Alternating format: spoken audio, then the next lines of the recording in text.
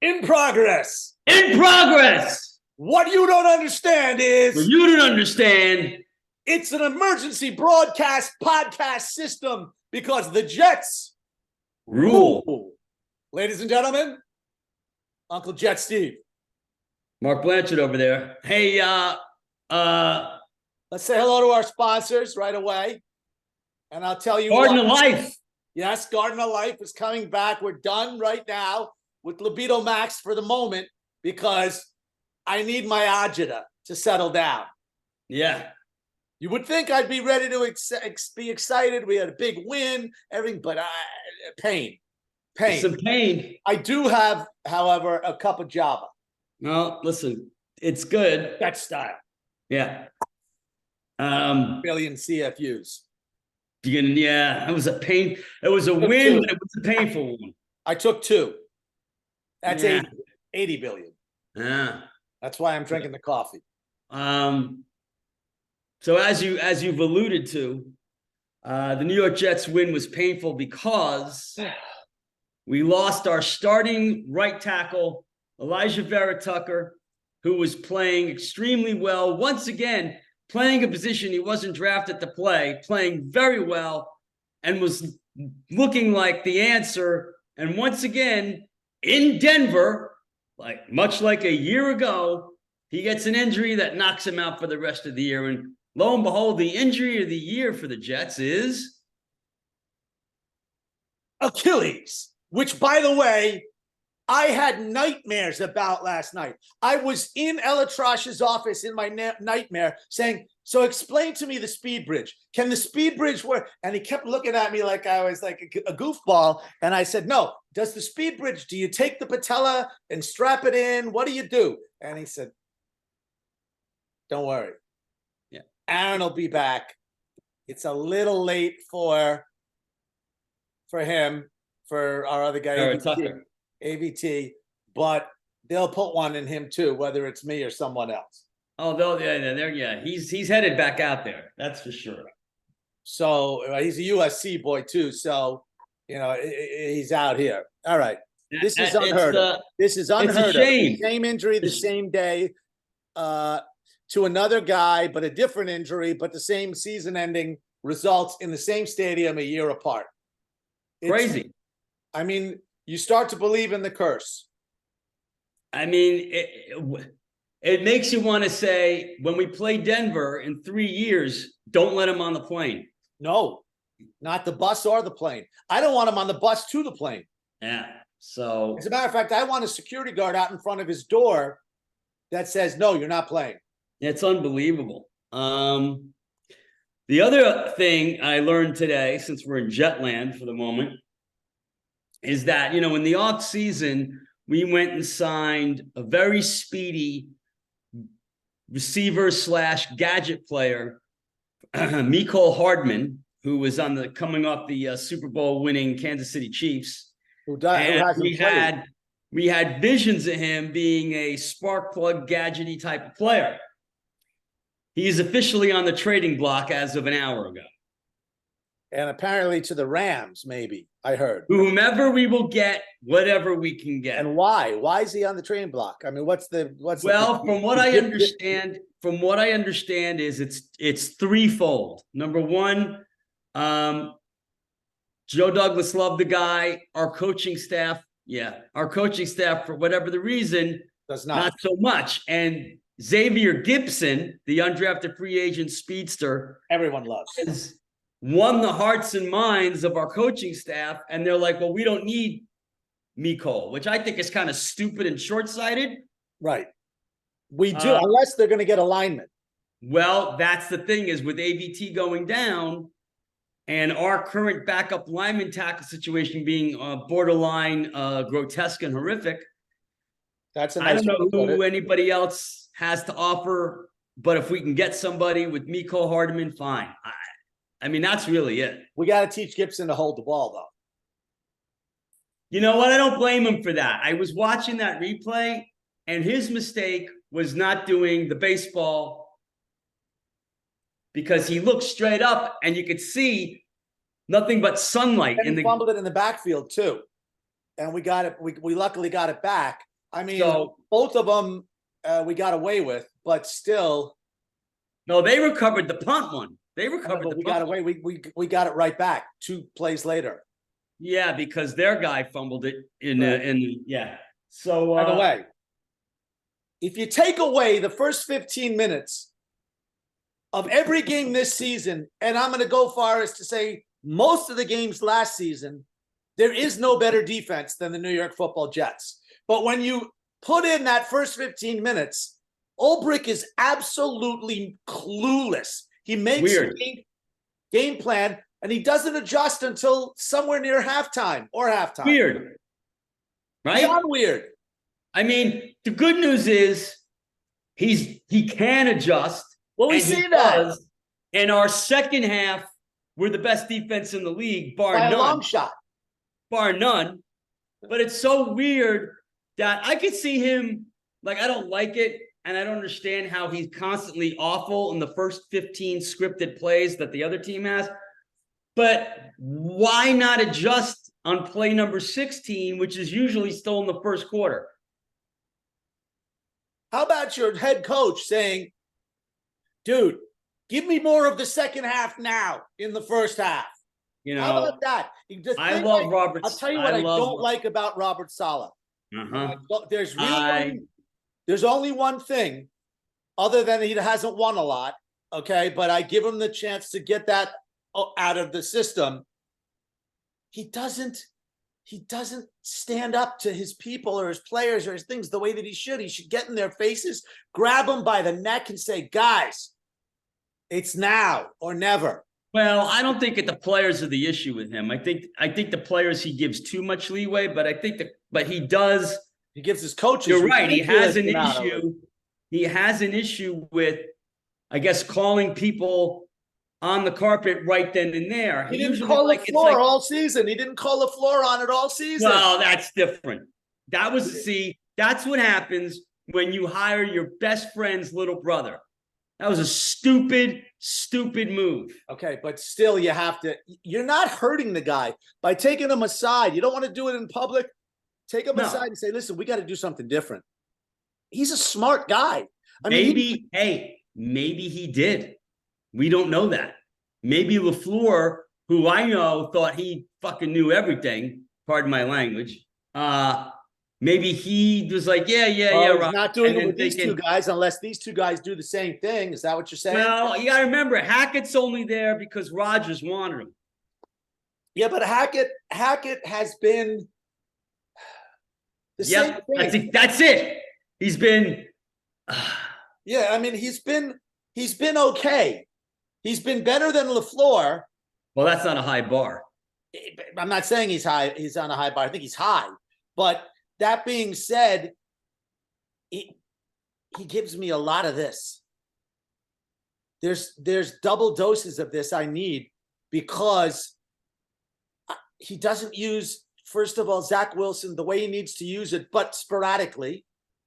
And every time it works, I'll jump to Ulrich. He doesn't blitz. Then he blitzes 3 times. Fumble, sack. Is there something wrong with that result? Tell you.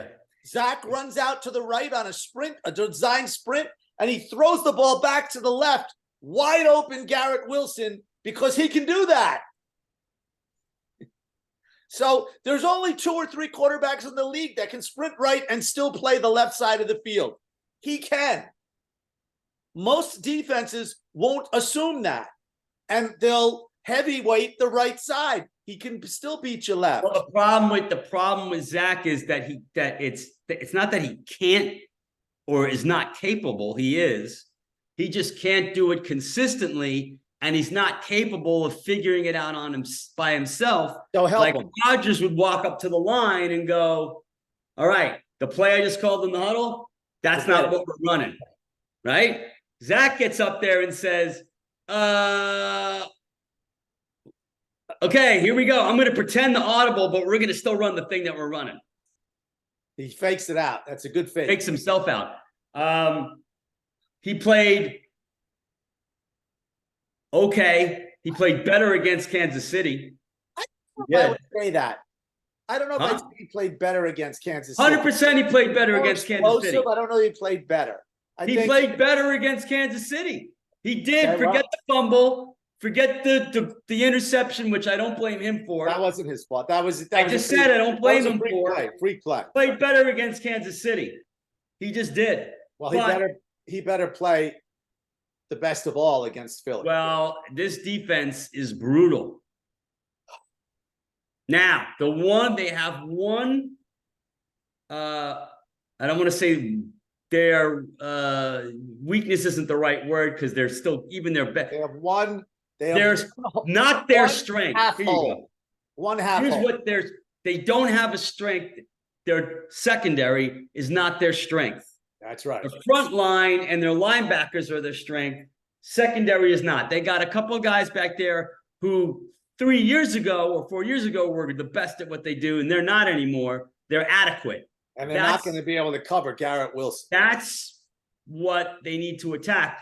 Here's another thing they have to realize about Garrett Wilson. Garrett Wilson, as great as he is, and he's pretty great.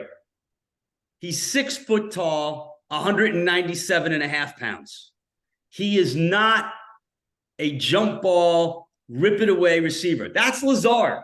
That's Lazard. 6'3", That's Lazard. 225 pounds. Wilson is the give me enough separation and or throw to my back shoulder. Don't throw me jump balls because I'm going to lose or it's going to get picked. Got the thumbs up for that. Yeah. So So my back shoulder. So that's what they need to realize is as great as he is, he's not going to muscle guys off of him. Don't throw him a ball that is you're asking him to do that. They got to realize that. I agree. So the other thing we got to do is with this bad right side of the line that we're going to have, and it's bad. Tight end, always on the right side, next to the tackle, the whole game. And on certain plays, bring a fullback out there too. Whole game. The whole game, the tight end. Whole the only reason game. I say the fullback. The only reason I say don't do What did I fullback just say? because you may want an extra wide receiver, you may want somebody in motion, but on certain plays, you're going to need the fullback back there. But on every play, you're going to need a tight end right next to our right. He's there. You take your Every third play. string. You take your third string. You put him in the whole game. Right. Not there. even. Just put our best blocking tight end next to the right tackle and say to him, dude, I know your position says tight end, but you are extra tackle today. Yeah, and that's all right, you're doing. Right tackle. You're right. All you're doing. Tackle. You're right tackle plus. Right. There you go. I That's agree. it. And, So- and will they agree? No. They'll do something stupid. No, and the other thing is they got to go back to stop being afraid of what Zach can do to hurt us. Because when you play like that, he does hurt us. And you make him scared. You got to say, to him, Zach, you're the man. Get out there and break free. Well, they don't even have to tell him that. If you're gonna, you read your second read, and if you don't have a third read, you go forward. Let me tell you something. They can tell him that, and that's great. But if they tell him that, and then they send in first down run, second down run, what's he going to start to think? He's going to start, right? He's going to be like, oh, you just told me that to tell me that, but you don't have faith. You're going to need those. That's what's going to 48 happen. billion. If they do that, I'm going to need 90 billion. 90 billion, I'll take two. CFUs. Okay. If they do that. But I think they're going to learn from their last couple of games what worked, and they're going to move forward and get a little better. And I'm telling you something. It's at home. It's Sunday late game. 4:30 game your time. At 4:25 Eastern time. The New York Football Jets. I unfortunately will have to, I will be at a Parade wake. to greatness. Parade to greatness. Where will you be? I will be at a wake, so I will not be able to see the game. I'll be texting you or calling you at the wake, rooting. Well, for I won't pick up the phone at the wake, but I'll peek at it. You can peek. You can peek. What's the wake about? Let me what's the wake about? I mean, my friend's mom died, so I got to go to the wake. Sorry. Yeah. So Is it awake or is it sitting? Awake. It's awake, like I would have for someone. There you are. I don't know what I would do. I've been to them. I find them very odd, personally. They're very weird. But you're like, there they are. Yeah. I didn't do it with my dad because he wanted to be cremated. So we had a memorial with pictures and things. Like 6 weeks later, 5 weeks later, they talked about it. We flew back to New York. It was a much better event. Yeah, and then I took his ashes. Then I took his ashes. Yeah. Got in a cab. Yeah. He and his dad were the first Lebanese Americans, which I then found out were actually Syrian Americans, as I told you, because I never told us, because we were running from the Muslim Syrians, which are still like crazy ass Hamas and Hezbollah, killing people ruthlessly throughout the night. And that being said, I put a big Facebook post. This Arab definitely backs Israel. And so let's get there. So then I took it. Okay. Then I took his ashes, put some in the cab, unbeknownst to the cab driver. Yeah. Stopped at the Helen Hayes Theater, where none other than who used to be called Jets Seth, now not so much.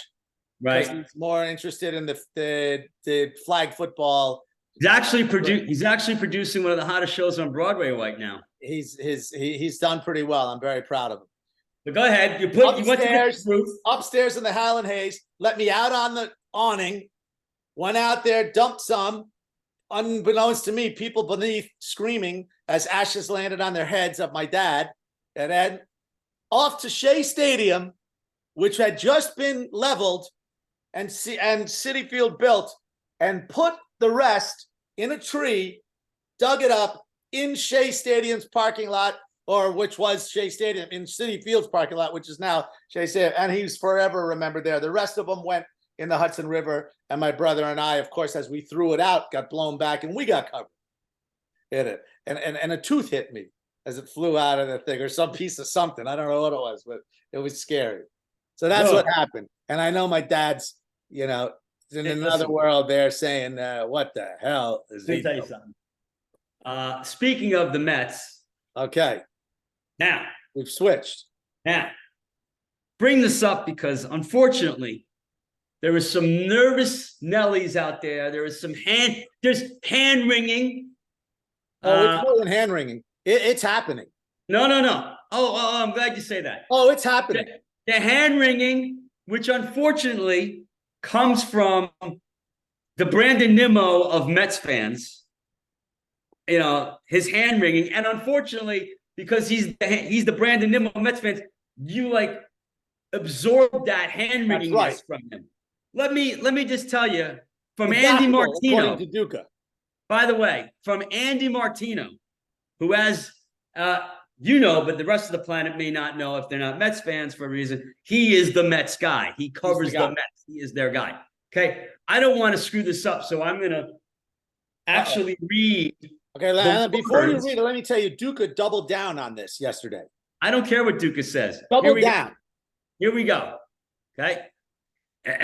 Whenever a player signs Scott Boras to represent them, it tends to elicit concern from that player's fan base. Check. You guys are concerned. Okay. Exceptions do exist. When it comes to Pete Alonso, things have been trending before Alonso switched to Boras earlier.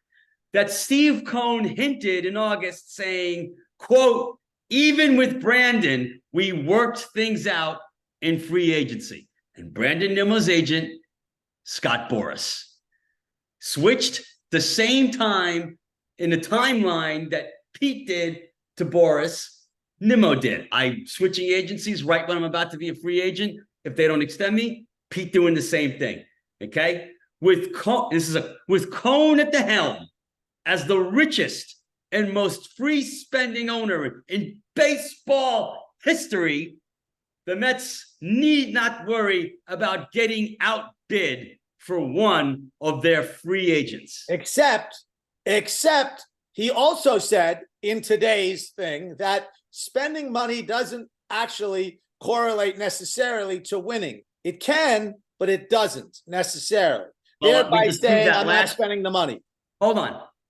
We proved that this past season. But did he spend money on 2 homegrown guys?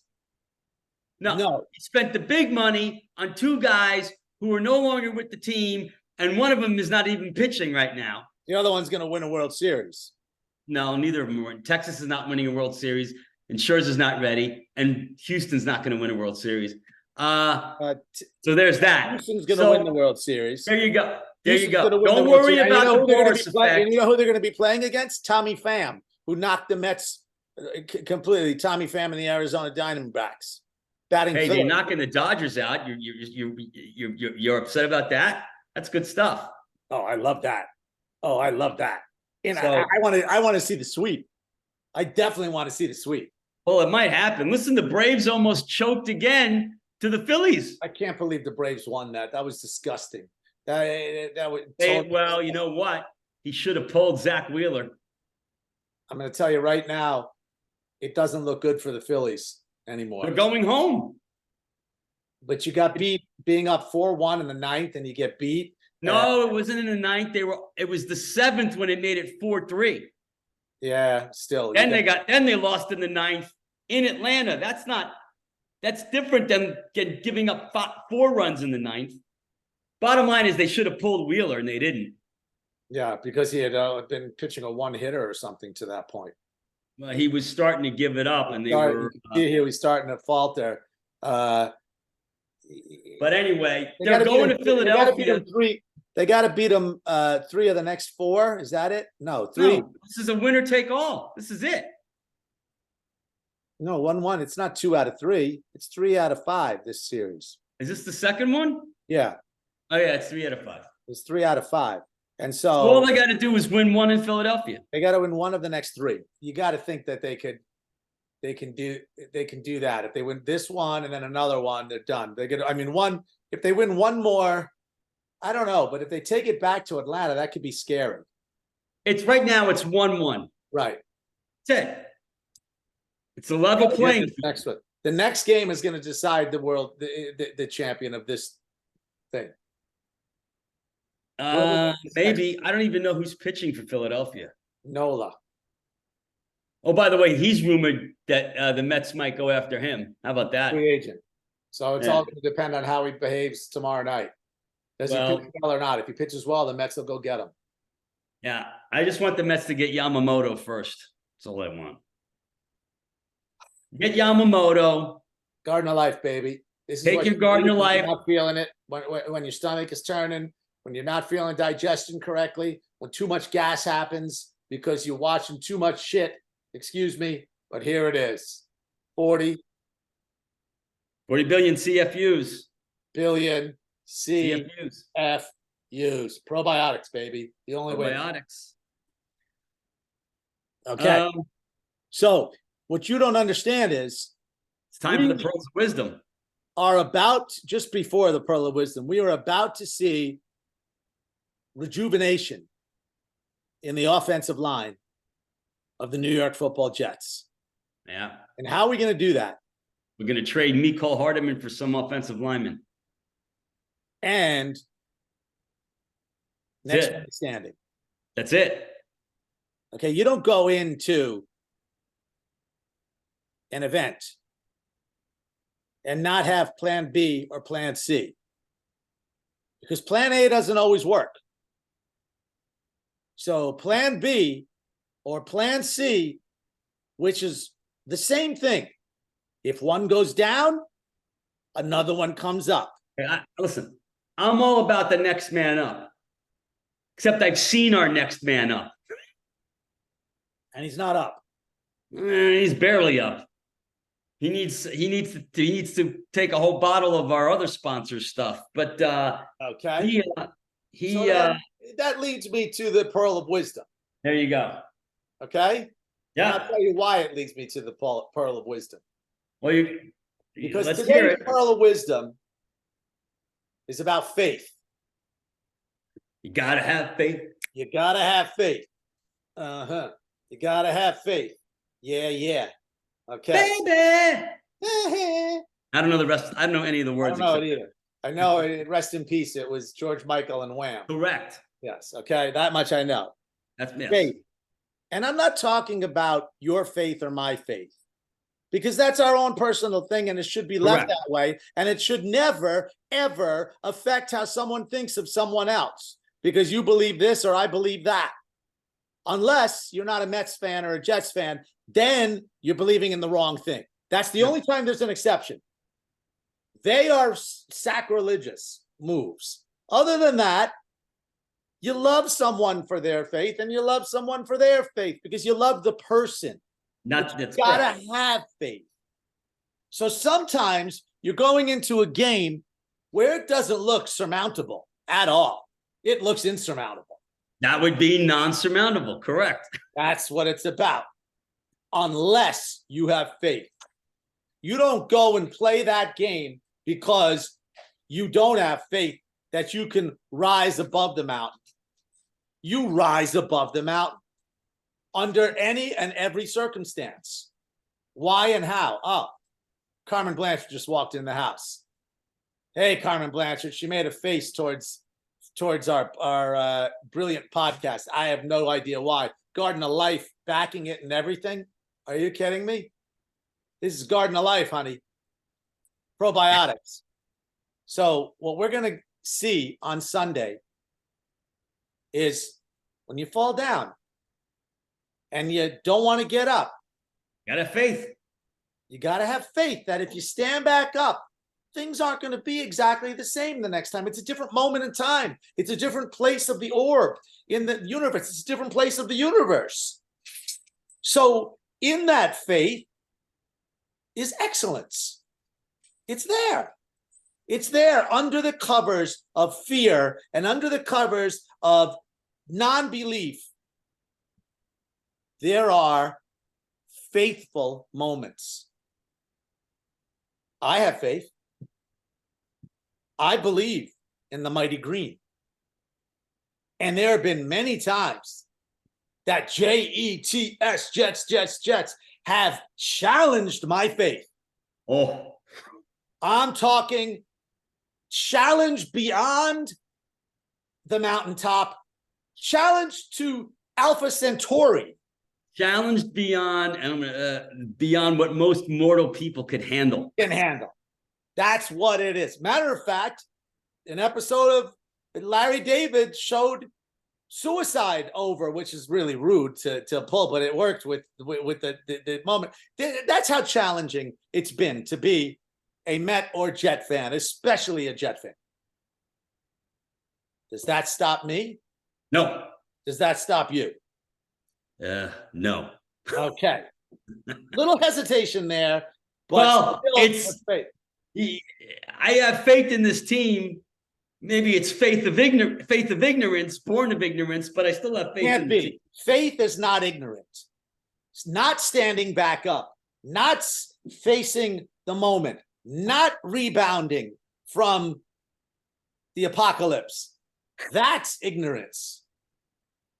We are going to rise above because collectively in that stadium, on Sunday afternoon at 4:25 will be a collection of Jews, Muslims, Christians, Catholics, the in-between, Hindus, non-believers, but they have faith in one color, green. And they will all be together, arm in arm, like it should be.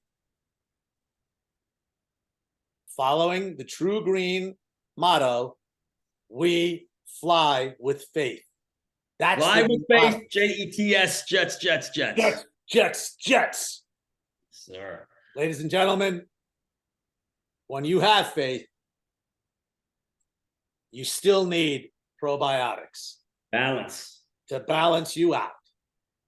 40 billion CFUs is the way to begin. 40 billion CFUs. Garden of Life. Garden of Life. It's Mark Blanchard over there. Over there, it's been another wonderful example of Jets Steve and his mighty changeable hats. Changeable hats. And he has faith. Have faith. We'll see what happens. Sunday. See you next time. Adios. Adios.